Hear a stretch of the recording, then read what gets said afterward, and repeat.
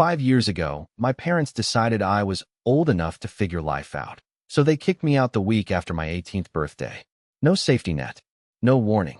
Just a garbage bag of clothes and a speech about responsibility. I thought I'd never hear from them again, and for a long time, I didn't.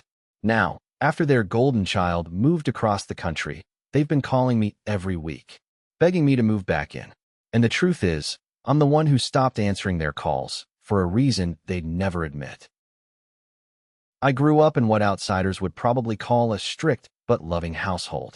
From the outside, our two-story suburban home looked like a picture of stability. Manicured lawn, mom baking on weekends, dad fixing things in the garage. Inside, though, there was an unspoken rule. Love was conditional, and you earned it by doing what my parents approved of. My younger brother, Dylan, never seemed to have a problem with that. He was the golden child, straight A's, varsity sports, charming to adults. Every parent-teacher conference was basically a brag session about him. Me? I was fine. Not failing, not in trouble, just not spectacular enough to make their eyes light up. Things boiled over right after my 18th birthday. Graduation was still a few months away, and I was already working part-time at a grocery store to save for community college. One Friday night, I came home from my shift to find a black trash bag sitting by the front door. At first, I thought we were donating clothes. Then I saw my sneakers on top. Dad was in the living room, arms crossed. Mom stood behind him, avoiding my eyes. They said I was an adult now, and it was time to learn responsibility. According to them, I'd been coasting, and if they didn't push me out, I'd never make it in life. It didn't matter that I'd never once asked them for money outside of school supplies. It didn't matter that I was still in high school. They handed me the bag, told me they'd changed the locks, and that real life starts now. The shock was so sharp I couldn't even cry. I just left, slept on a friend's couch, finished senior year while working almost full-time. There were nights I'd eat canned soup in a parking lot before going to my shift, feeling like I'd been cut loose from the only anchor I'd ever had. For years, we barely spoke. Dylan went to college on their dime, posting photos from ski trips and spring break vacations. I moved from job to job, slowly building some kind of stability. It wasn't glamorous, but it was mine. Every dollar, every meal, every rent payment, I'd earned myself. Then, about 6 months ago, Dylan moved across the country for a job. And that's when the calls started. First, it was just my mom checking in. Then it turned into invitations to come for dinner. Eventually, it was outright begging. Your father's knees aren't what they used to be. The house feels so empty. It would mean a lot to us if you moved back in. Each time, I'd make an excuse. At first, I told myself I just needed more time. But deep down, I knew I didn't want to step back into that house, because the real reason they wanted me back had nothing to do with family, and everything to do with the fact that they'd lost the child they actually valued. Little did they know, I wasn't about to give them the ending they expected. The first time my mom called me out of the blue, I was in the middle of my lunch break at work. Her name on the screen made my stomach tighten, not in fear, exactly, but in that involuntary way your body remembers old wounds. I let it go to voicemail. A minute later, another call. Then a text. Just wanted to hear your voice. Call me back. It had been almost 3 years since we'd spoken beyond awkward holiday pleasantries. I told myself I was too busy to respond, but the truth was, I didn't trust myself not to sound bitter. 2 days later, she tried again, this time with a longer message. Your father and I have been talking. Things have changed around here. We'd love for you to visit. I ignored it, but then the calls started stacking up. And when I finally answered one, it wasn't small talk. Dylan's moving to Seattle, she said, her voice quick, like if she got the words out faster they'd sound casual. His company's promoting him. He leaves in a month. I gave the polite, expected response. That's great for him, but she didn't even acknowledge it. Instead, we're going to miss having someone around. Your dad's knees are bad. The yard needs work. We thought, maybe you could move back in for a while. For a moment, I didn't even process it. My brain hung up on the word move. It felt almost funny, in a cruel way. They'd shoved me out with a garbage bag and a lecture, and now they wanted me to come home like none of it had happened. I kept my voice flat.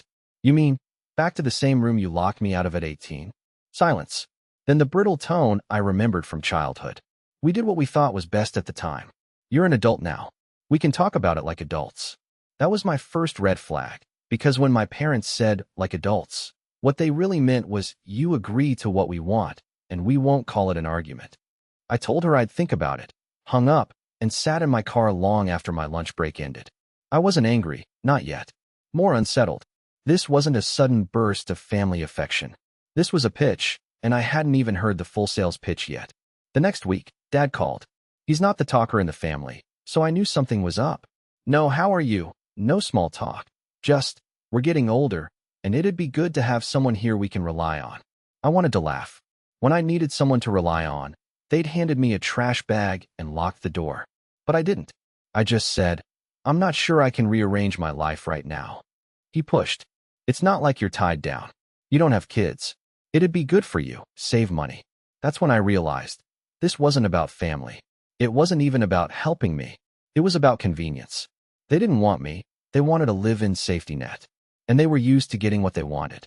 I ended the call quickly, my mind already spinning. If I was right, this wouldn't be the last time they tried. And I needed to decide how much of my past I was willing to let them rewrite. But that was just the beginning of their campaign to pull me back in.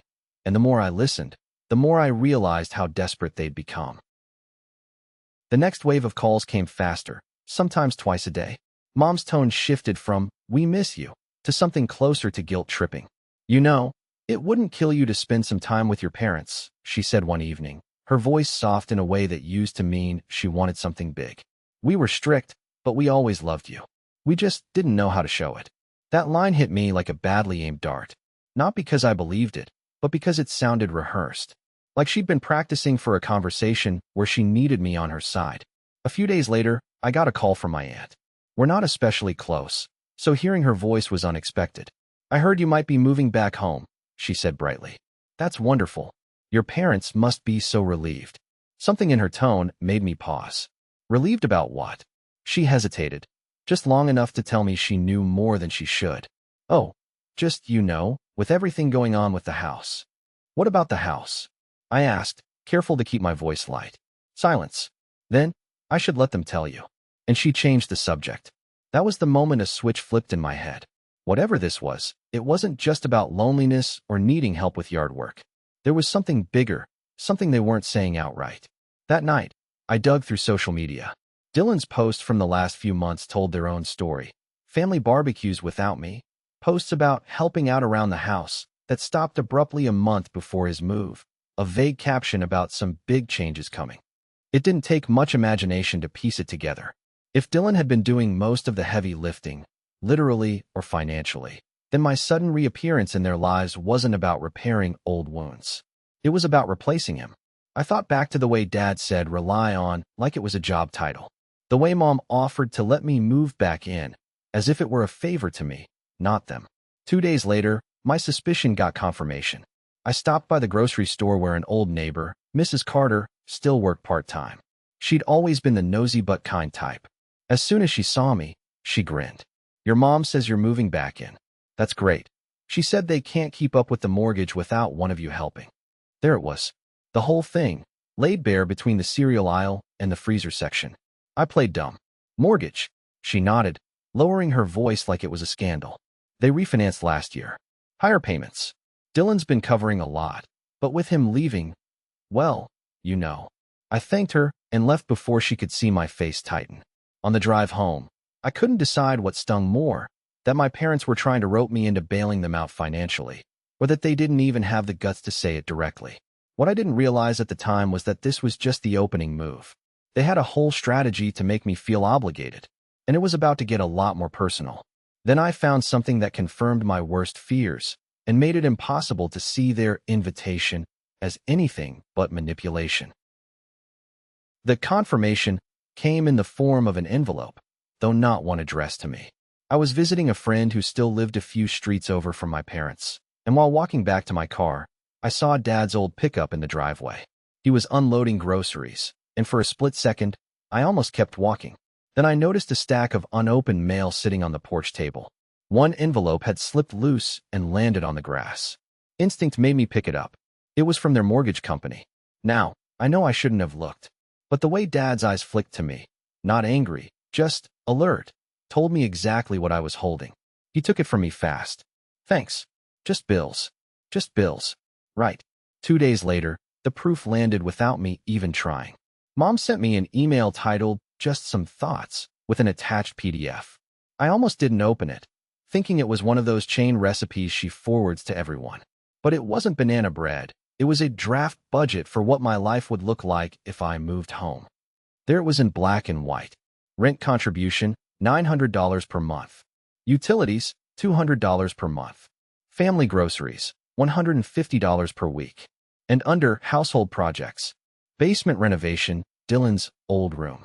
Landscaping, front and back. The kicker? My rent wasn't going into a shared household fund. It was earmarked for mortgage support. Their mortgage. The one they'd apparently been underwater on for months. I stared at the spreadsheet so long the numbers started to blur. It wasn't just that they wanted me to pay. It was the audacity of framing it as if they were helping me by letting me live there. My chest tightened with something hot and ugly. This wasn't family. This was a transaction dressed up as reconciliation. And worse, it was the exact opposite of the lesson they claimed to teach me at 18. They'd said I needed to be independent. Now that I was, they wanted me dependent again, but on their terms, for their benefit. When I didn't reply to the email, Mom called. I let it ring out, but she left a voicemail that made my skin crawl. "You're making this harder than it has to be. We're trying to offer you stability. Think about how much you'd save. And think about how it would look to the rest of the family if you refused to help us when we need you." That last part, how it would look, hit me harder than the money. This wasn't just about finances. They were already positioning me as the ungrateful child to anyone who'd listen. I could feel the heat rising in my ears, that mix of humiliation and clarity that comes when someone finally drops the mask. They didn't want me back because they missed me. They wanted me back because I'd become useful. And I wasn't sure yet how I'd respond, but I knew one thing. I wasn't walking into that trap blind. I wasn't ready for what I was about to discover next, something that would prove they'd been planning this long before Dylan ever moved away.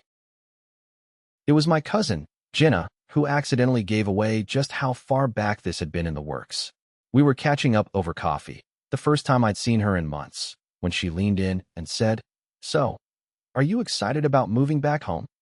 I froze mid-sip. "Who told you that?" She gave me a look like I was joking. "Your mom. Ages ago. Back at Thanksgiving. She said they were thinking of asking you to help out once Dylan moved. She made it sound like you were already on board." Thanksgiving. That was 7 months before Dylan even announced his move, which meant the phone calls, the guilt trips. None of it was spontaneous. It was a contingency plan.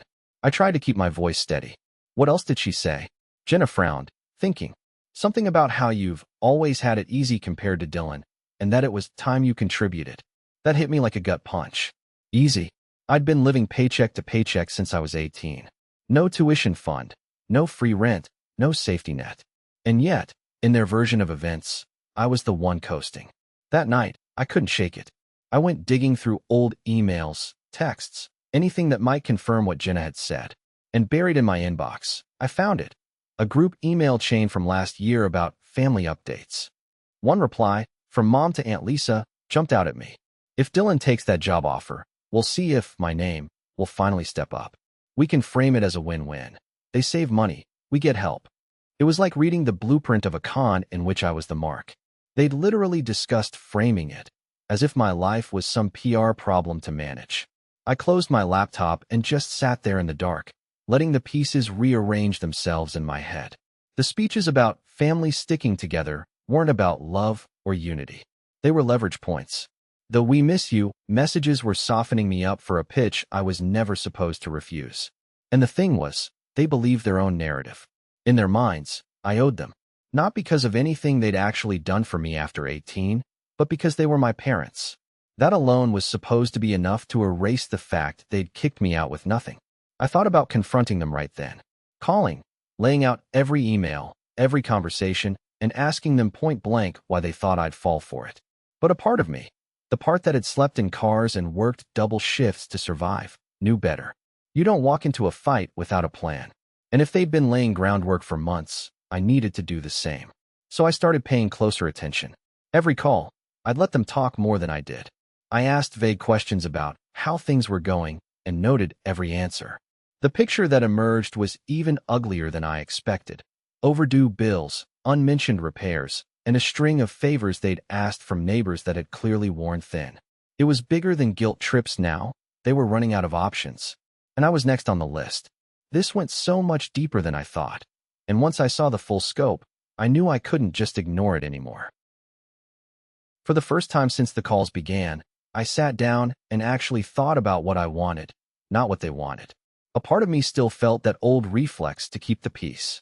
Years of conditioning made it hard to imagine outright refusing them without bracing for some kind of punishment. But the other part, the louder part, remembered sleeping in my car the week after graduation because I didn't want to overstay my welcome on my friend's couch.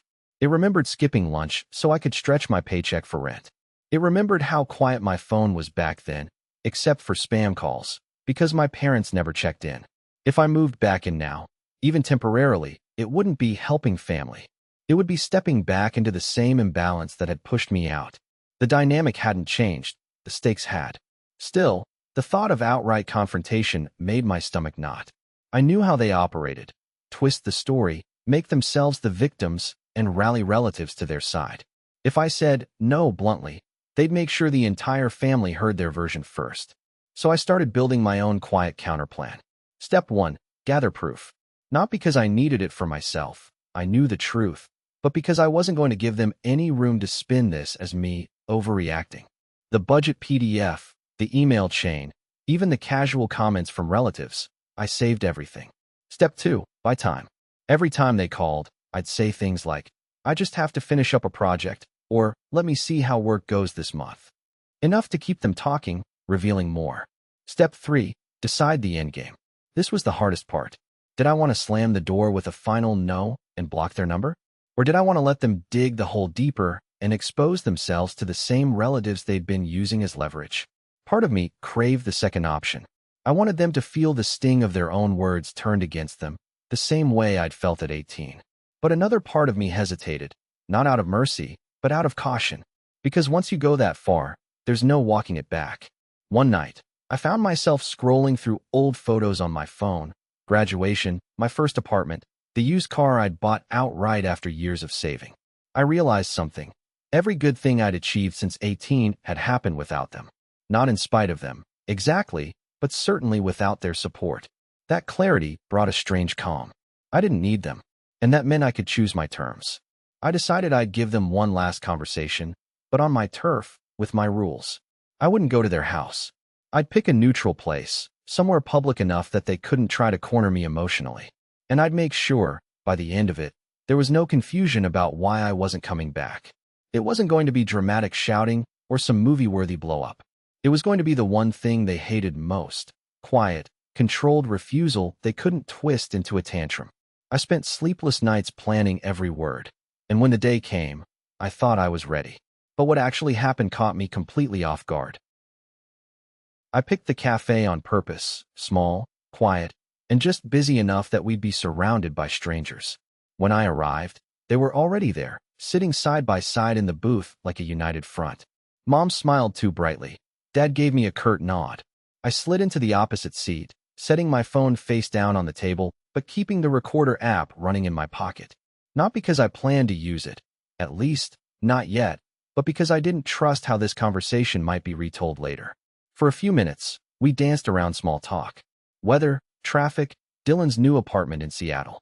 But eventually, Mom leaned forward, clasping her hands like she was about to pray. "So, have you thought about what we discussed?" she asked, voice soft. "I have," I said evenly. "And I'm not moving back in." The silence that followed was almost comical. Mom blinked, as if the words hadn't computed. Dad's jaw flexed. "You're making a mistake," Dad said finally. "We're offering you a chance to save money, to have stability. Most people your age would jump at that." I shook my head. "It's not stability if it comes with conditions. And I'm doing fine where I am." Mom's smile faltered. "Fine isn't enough. You could be doing better. And honestly, we need—" She stopped herself, but I knew the word she'd bitten back: help. "That's the thing," I said, leaning in. "When I needed help at 18, I didn't get it. I got a locked door. So forgive me if I'm not eager to sign up for a round 2. Her eyes flashed. Hurt, or maybe anger. "We thought we were teaching you responsibility." I didn't raise my voice. "No, you were teaching me that love here comes with terms." And I learned it. For a moment, No one spoke. Then Dad exhaled through his nose, like he'd reached his limit. If that's how you feel, fine. But don't expect us to step in if things go south for you. I wouldn't, I said simply. And I meant it. We finished our coffee in awkward silence. When I stood, Mom touched my arm. Just think about it, okay? We can revisit this later. I gave her a polite nod, but inside, I felt something close to relief. I'd said my piece. I'd made my boundary clear. As far as I was concerned, that was the end of it.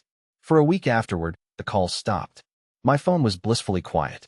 I thought maybe, just maybe, they'd accepted my answer, even if they didn't like it. I should have known better. One Friday evening, I got a text from Aunt Lisa. I heard you told your parents you can't help with the house. They're really struggling, you know? Everyone's worried about them. Everyone. That word told me exactly what had happened. The narrative had shifted. I was no longer the independent adult making his own choices. I was the selfish child abandoning his aging parents. My relief turned sour. This wasn't over. They hadn't accepted my no. They'd just moved to a different tactic. I thought it was over. I couldn't have been more wrong. It started with little ripples. A text from my cousin. Hey, is everything okay with you and your folks? They seemed upset last time I was over. A Facebook comment from an old neighbor under one of my posts. Family is everything. Don't forget who raised you.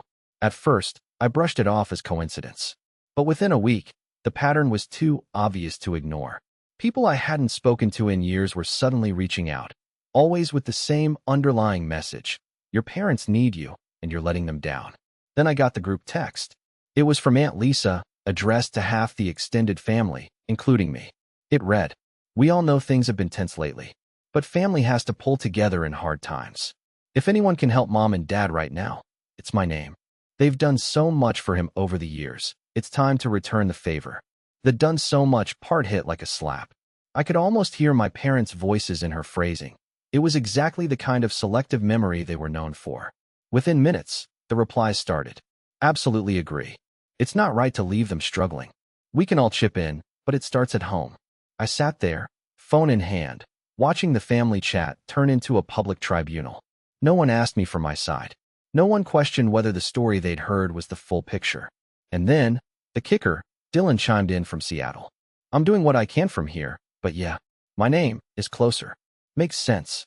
It wasn't malicious. Dylan had always been the peacemaker, but it cemented the narrative. Now it wasn't just Mom and Dad saying it.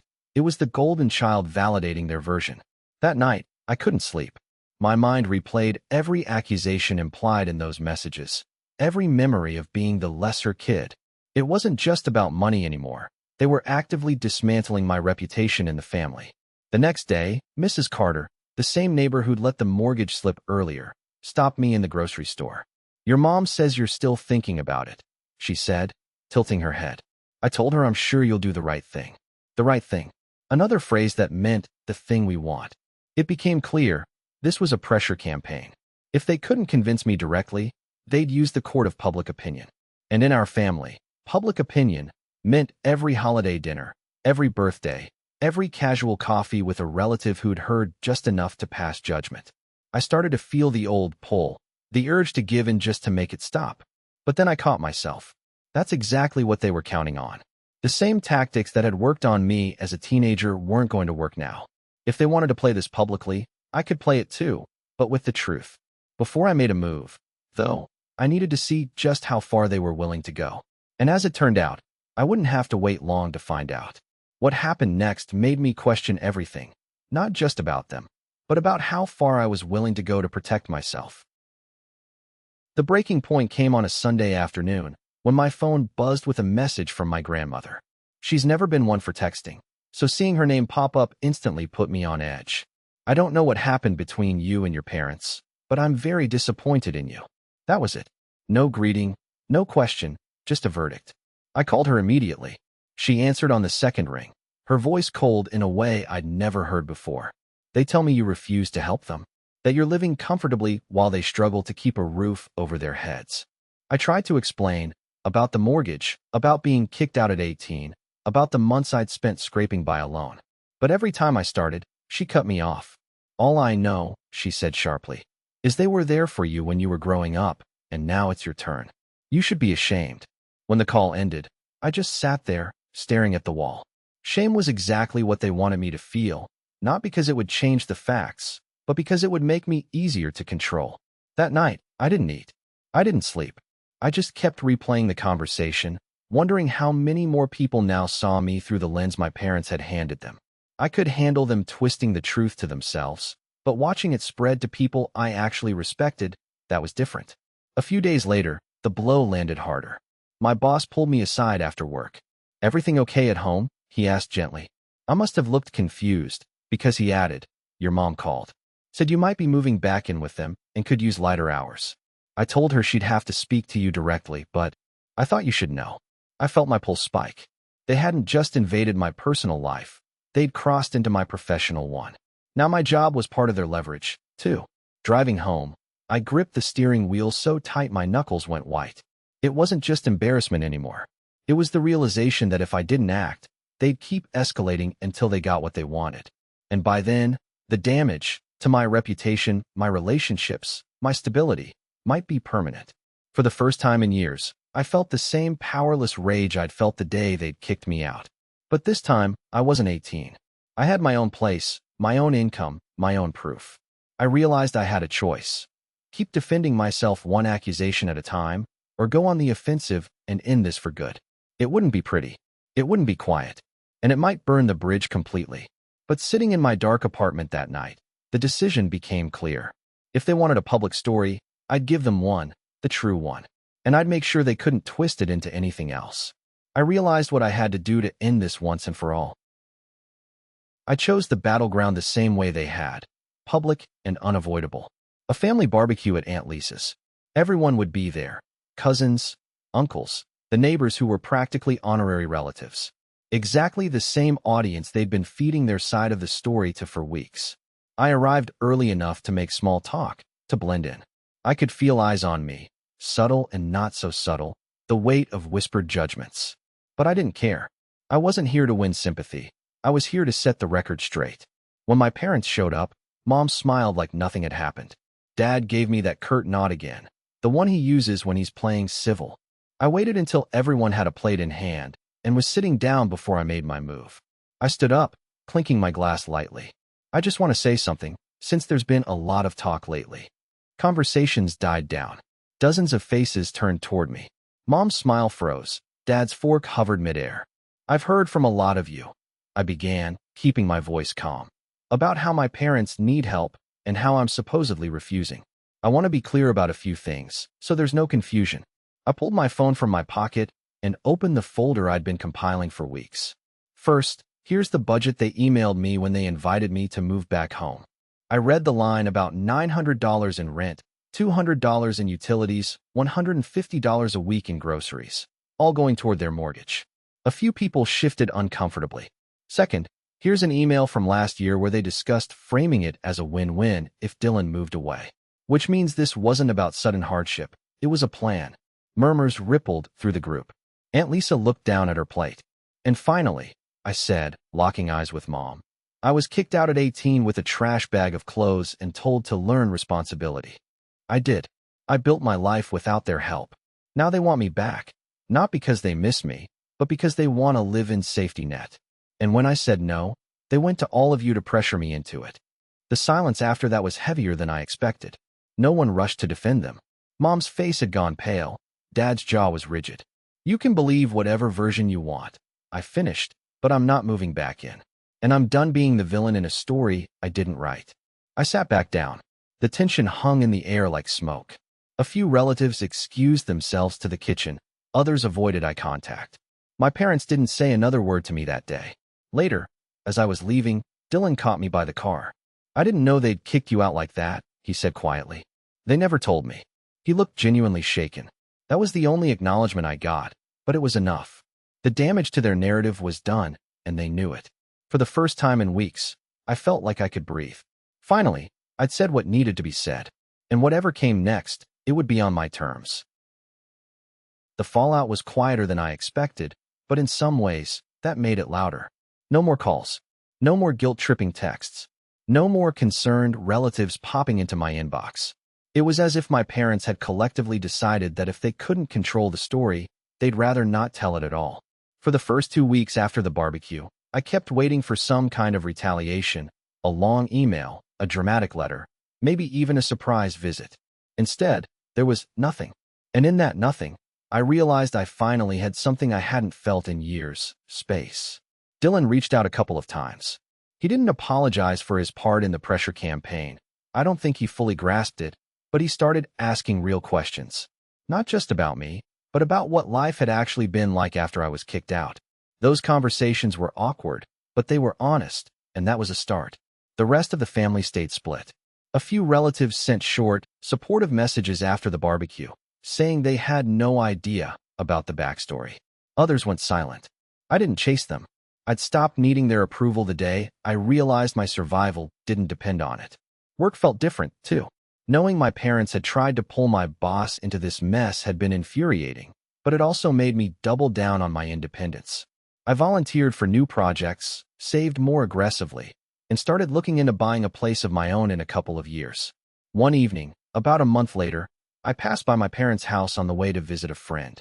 The lawn was overgrown. The porch light was out. For a second, I wondered if I should stop, if maybe this was the moment to extend some olive branch. But then I remembered the budget spreadsheet, the emails, the calls to my boss. And I kept driving. It wasn't about revenge anymore. It was about choice. I'd made mine, and I was living it. The truth was, they had kicked me out at 18 because they thought I wasn't worth investing in. And now, at 23, they wanted me back because I had value they could use. The gap between those two moments was my life, the one I'd built without them. Standing my ground at the barbecue hadn't magically fixed the relationship. It hadn't turned them into people who would suddenly see me for who I was. But it had done something better. It had made sure they couldn't rewrite history. Not with me, and not with anyone who mattered to me. And in a way, that was all I needed. These days, when people ask about my family, I don't flinch. I tell them the truth, the short, unvarnished version. We're not close. That's by choice. Mine. There's no bitterness in it anymore. Just the quiet satisfaction of knowing that when the moment came to either fold or hold the line, I didn't fold. I'm not the kid they kicked out anymore. I'm the adult who didn't come back. And if that makes me the villain in their story, so be it, because in mine, it's the ending I earned. You know, telling this story wasn't easy. It's one thing to live through it. It's another to lay it all out and see just how far the lines were crossed. But here's the truth I've learned. Sometimes, the most responsible thing you can do for yourself is to say no. No to rewriting history. No to being used as a backup plan. No to carrying a weight you didn't choose. And if you've ever been in that position, where someone tries to pull you back into the very situation you fought to escape, you know how heavy that choice can feel. You're not heartless for protecting yourself. You're not selfish for building a life that doesn't revolve around someone else's convenience. If this story resonated with you, I'd love to hear your thoughts in the comments. Share your own experiences. You never know who might need to read them. And if you want more true stories like this one, raw, real, and with every twist left in, make sure you hit that subscribe button. There's always another chapter to tell.